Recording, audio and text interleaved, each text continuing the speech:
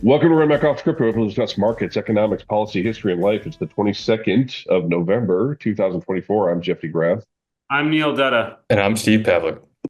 All right, we're going to touch a little bit on the Gates withdrawal. We're going to talk about the Treasury and the nomination there, along with labor markets, what we're seeing in the bond market, and some of the impact that these things are having on healthcare and some of the other industries within the S&P.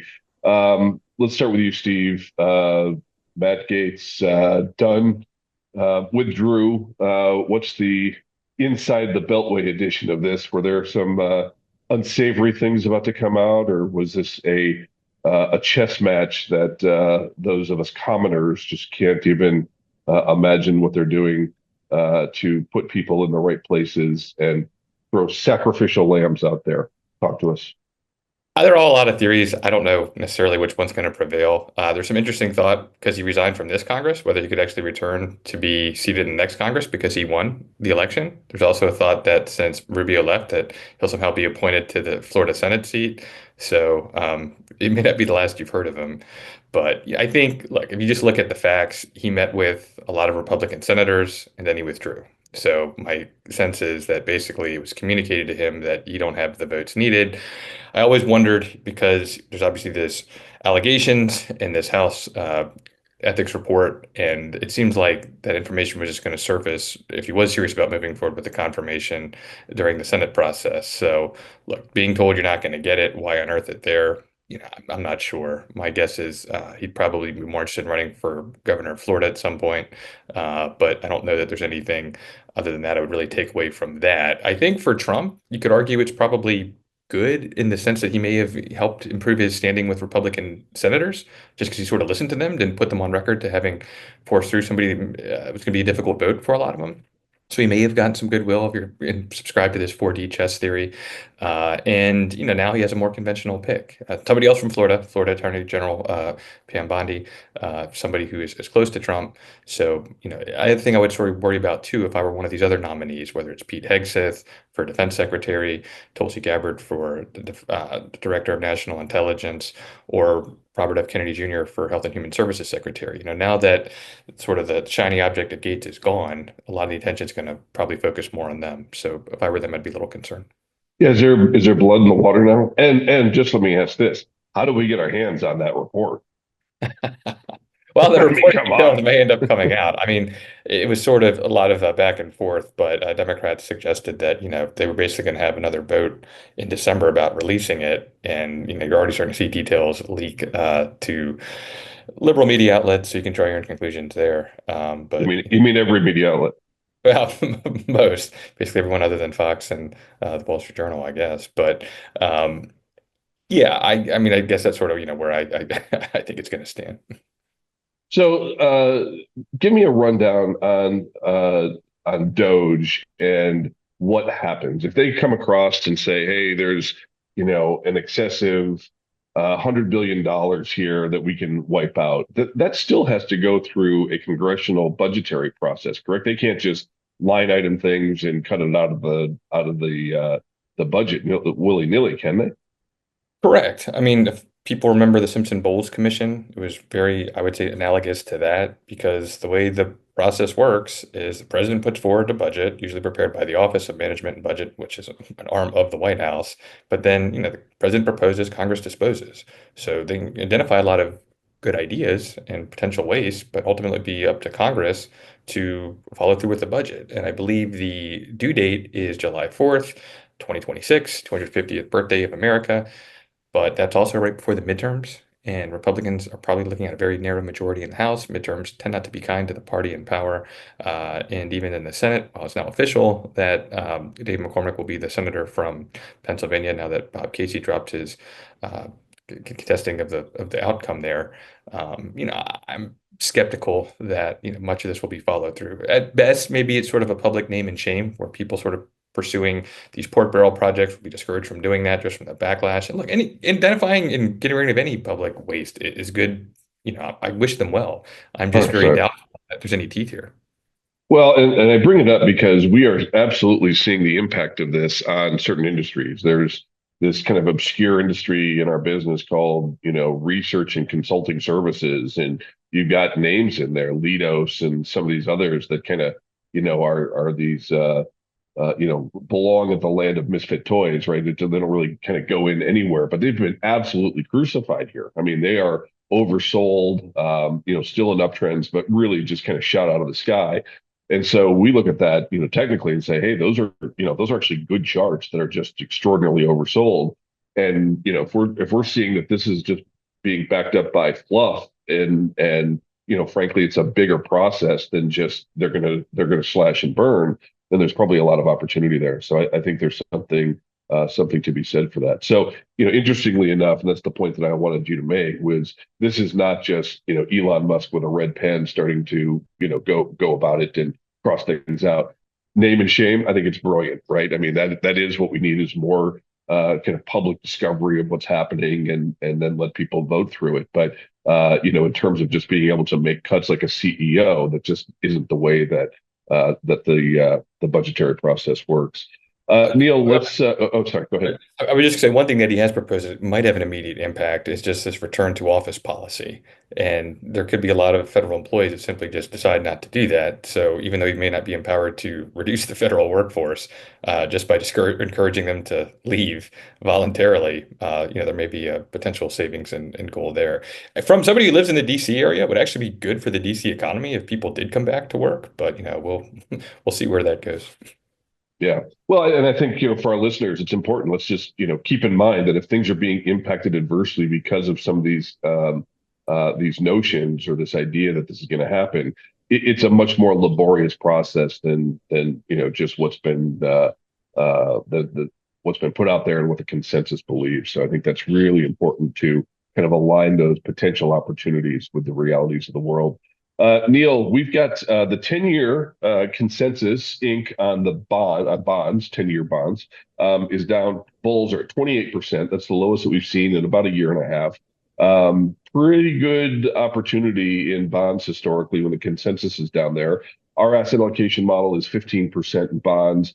Our model actually wants it to be higher, but the market's not giving us that signal yet. Where we make the biggest bets, if you will, is when the model and the markets are in sync, and giving us that message. But I do like this 10-year with the 28% bulls.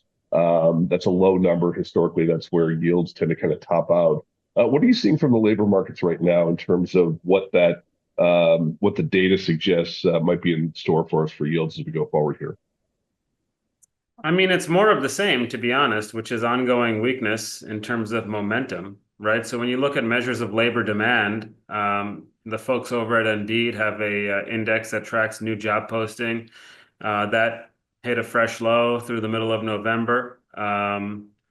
Opportunity Insights also has a series on job openings, postings relative to the baseline period from 2020. And same message through November. So, it's one of these things where a body in motion tends to sort of stay in motion. And initial jobless claims remain low, and that's welcome. It tells you that, you haven't seen sort of a broad increase in layoffs. But I think that kind of masks some of the underlying weakness in the labor markets, which is, it's not that the firing rate is jumping. It's more that those people that are getting fired are having a lot of difficulty finding a job. And as a result, you're seeing this slow kind of leaking higher of continuing claims, which, by the way, hit a 3-year high in the latest week. Now, maybe that's seasonal, but ultimately, it's a line that's moving up, which isn't good. So, I try to keep it simple. So yeah, I mean, I think the labor markets are still quite sluggish. There's a lot of inertia in the jobs market, and I don't think things are turning around on a dime. Yeah, yeah, definitely. Well, hopefully this is that turn where we push consensus to that extreme, and that helps to top yields up. And certainly housing could use that bump, correct? I mean, the housing market remains, look, I mean, housing is kind of like the release valve for Fed policy. If they're not able to actually turn things around in credit sensitive areas of the economy, what are they actually doing by cutting, right? And housing is a very good example of that. If you look at housing starts relative to housing completions, starts are still below completions, which means that units under construction will continue to decline. At the Right. same time, the recent backup in mortgage rates is going to make it increasingly challenging for single family, the single family sector to make it work. I mean, yes, builders are probably buying people down, but look, I mean, they're taking it increasingly on their margins by having to do so with rates going back up, right? I mean, the last I checked, a 30-year fixed rate mortgage is close to 7.10%, 7.1%. So, I think that's a problem. It's going to weigh on transactions, obviously, and that again keeps a lid under residential investment. So, I think between construction and sales, we shouldn't really expect much out of housing over the foreseeable future. Yeah. So in your world and my world, the most important, the two most important positions in government are obviously the Fed chair and what we see out of Treasury. The Treasury's been a little bit more contentious. What are you thinking in terms of what we've seen so far? We both agree that Lutnick to Commerce is probably the right move. He's a little bit more of, as we talked about, the enforcer on the ice, not the finesse player. The finesse player should probably be at Treasury, and the enforcer should be at Commerce. What are you seeing in terms of, or what are your thoughts on the candidates that are out there for Treasury right here? Well, I mean, I think it boils down to something quite simple, which is, do you want someone that's largely self-made or someone that's pre-made? And I mean, I say that with all honesty, but I think, to me, this is a very easy call. I think there are certain things. I mean, there was a Wall Street Journal article that was released, I guess, overnight, talking about how Kevin Warsh is now the front runner for Treasury Secretary. But he would take that role for a couple of years as a launching pad to the Fed. I mean, I think that's a monumentally bad idea. I've written at length about Warsh's judgment. I mean, this is a guy. It's okay to be wrong, right? It's totally okay to be wrong. I want to be clear about that. 100%. Get in line. Yeah, Right. I mean, we're all wrong. I mean, I've been wrong Right. about things before, but I guess the issue for me is that if you're always wrong in the same direction, that says something about your judgment, right? It says something about your flexibility in terms of your approach. And that rigidity, I don't think, is a good thing for policymakers. Right. But, remember, Warsh is someone that was hawkish on inflation at the depths of the financial crisis. He was someone that thought that large-scale asset purchases would lead to this massive inflation. Of course, that never happened because reserves in and of themselves aren't inflationary. It's when that turns into high-powered money that it becomes inflationary, and that never happened.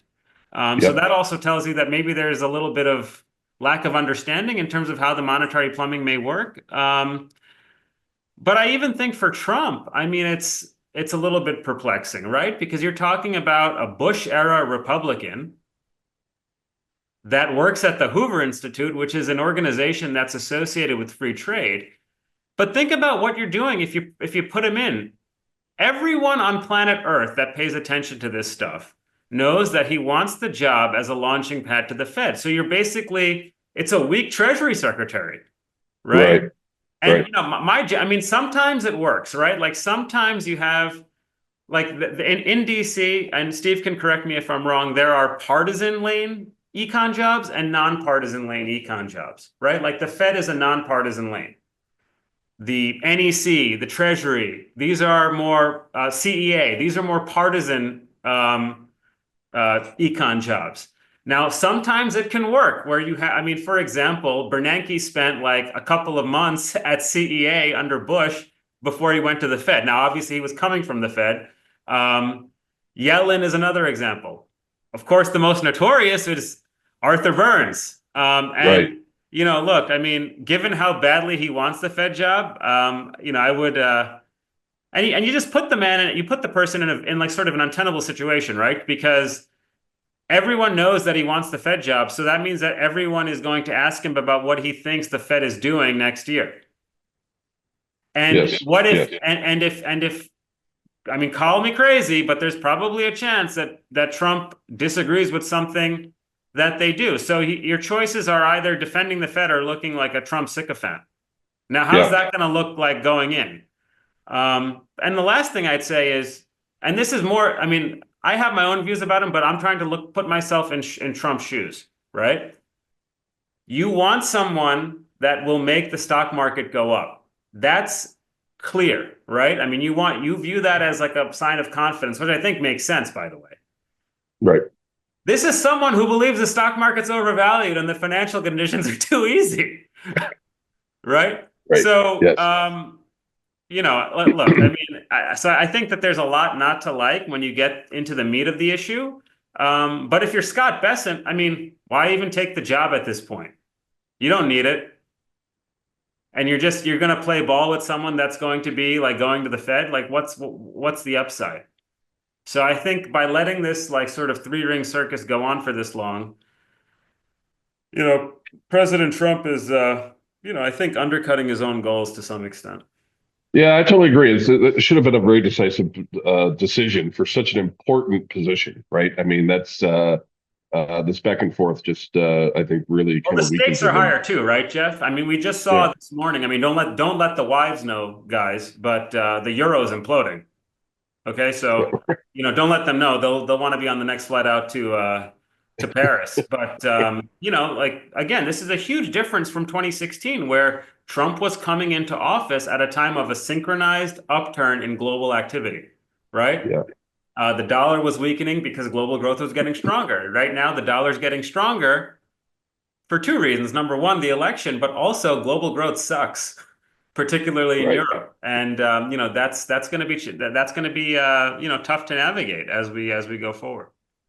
So you mentioned a couple things, and I got to wrap this up here. I'm at a 50th birthday party, so I've got things going on. But as you say that, the dollar is overbought, gold is oversold. We've actually had a pretty good response from that oversold condition in gold.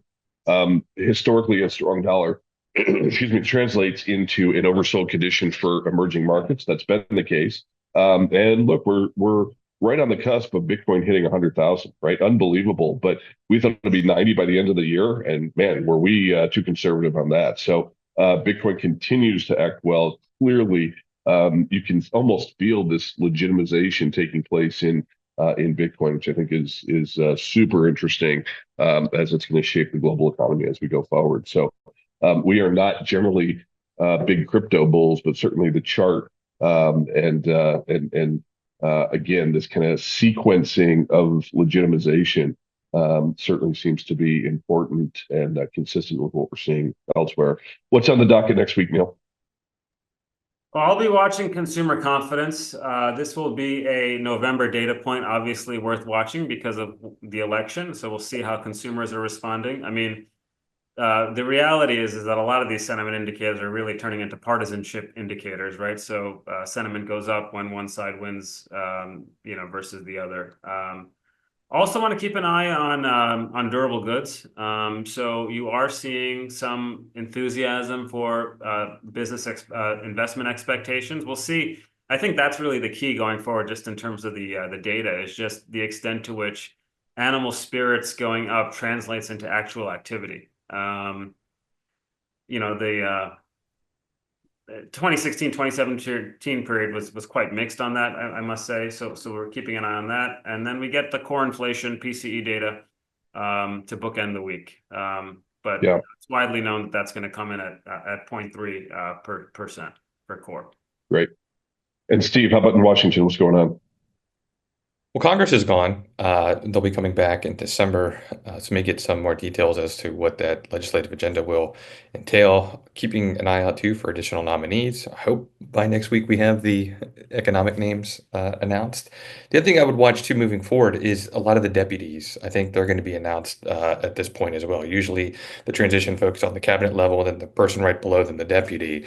And I think there's been a real emphasis on the cabinet level people having the ability to defend the administration's policies, particularly on television. So the deputies may be tasked more with actually running the agency, and I think they'll play more of a complementary role. And depending on who they name, that could ease the confirmation process for the cabinet agency. So that's something I'd keep an eye out for. Interesting. Good stuff. Well, we're going to continue to watch this 5,700 level on the S&P. We're still in an uptrend. Good things happen in uptrends historically. Watching, again, these oversold conditions are developing in some of these industries, particularly as they relate to these appointees in the government or the new administration, because we think a lot of that tends to be overdone in terms of the impact that they can legitimately have. So 5,700 on the S&P, important level to watch, and then these oversold conditions and this overbought condition with the consensus of 28% bulls in the bond market, I think is worth keeping an eye on. Join us again next week. We'll be 1 week older, 1 week wiser. Don't forget to follow us on Twitter for updates.